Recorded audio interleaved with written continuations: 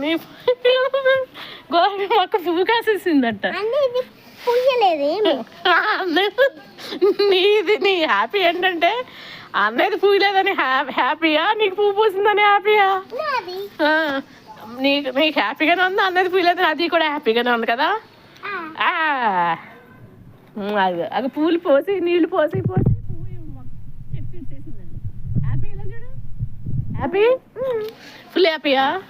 చూడండి ఎంత ఖుషిగా ఉందో. రేపు పొద్దున్న ఇంకా మొక్కలు ఉన్నాయి నీకు.